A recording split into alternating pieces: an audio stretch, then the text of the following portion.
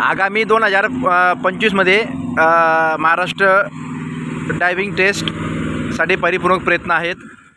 बघा ही चढ असते, चढला 20 मार्क असतात, 10 मार्क SMLला आणि 10 मार्क बोलेरोला असतात, बोलेरो किंवा टाटा सुमो। बघू शकता सुदाम भाऊने गाडी आता चढावर थांबवली आहे। बघा रेस जोड असतात, हाही बघा रेस बघा। हां आता बघा हो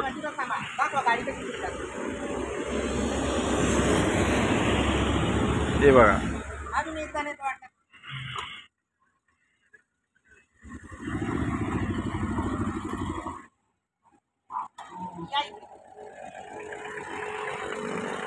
तुम्हाला काय करायचं आहे, पहिले गाडी चढतीवर आहे ना पुढे घ्यायची, रेषेच्या पुढे गाडी घ्यायची।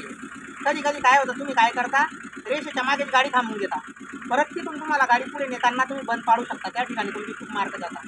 तुम्हाला काय करताय, स्टॉपची रेष आहे तिच्यापेक्षा तुम्हाला पुढे घ्यायचं आहे, म्हणजे ज्या रेषेपासून तुम्हाला गाडी पुढे न्यायची आहे तुम्हाला ती गाडी ही रेषेच्या पुढे न्यायची, 1 ते 2 फूट पुढे गेली पाहिजे गाडी, पुढे न्यायची। तिथं गेल्यानंतर काय करायचं आहे, हे बघा तिथं सुद्धा तुम्हाला क्लच ब्रेक दाबून गाडी थांबवायची। नंतर काय करायचं, तुम्हाला फक्त ब्रेक सोडायचा आहे। हे बघा बघा बघा दाखवायचं, मला सांगते गाडी थांबवणार कुठं रेस येतं, हे बघा इकडे दाखवा। आता रेस आली वाटतं मागे, तर तुम्हाला क्लच ब्रेक दाबून गाडी थांबवायची रेषेच्या पुढे पुढे। नंतर तुम्हाला ब्रेक न सोडता एक्सिलेटर वाढवायचे गाडीचं, एवढं वाढवायचे की गाडीचा आवाज आला पाहिजे। नंतर ज्यावेळी गाडीमध्ये व्हायब्रेशन येईल, सोप्या भाषेत झटका येईल तर दाखवा, हे बघा असा झटका येईल आता। त्यावेळेस काय करायचं, तुम्हाला ब्रेक सोडून एक्सिलेटरवर कशाही प्रकारे पाय ठेवा,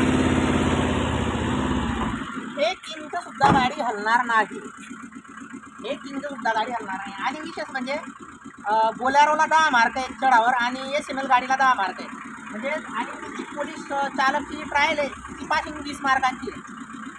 जर तुम्ही 1-2 इंच गाडी मागे नेली तर 17 मार्क पडले दोन्ही ट्रायलमध्ये, किंवा 15 पडले, तर तुम्ही इतर इव्हेंटमध्ये 5-5, 3-3, 2-2 मार्क जोडून तुमची पासिंग करू शकता, 20 मार्क मिळू शकता। तर माझी एवढी इच्छा आहे सगळ्या विद्यार्थ्यांनी पास व्हावे आणि स्वतःवर विश्वास ठेवा, जास्त करून हे जे शिकवता तुम्हाला यांच्यावर जास्त पण विश्वास नका ठेवा। ड्रायव्हिंग टेस्ट पास होण्याची अतिशय सोपी ट्रिक आहे।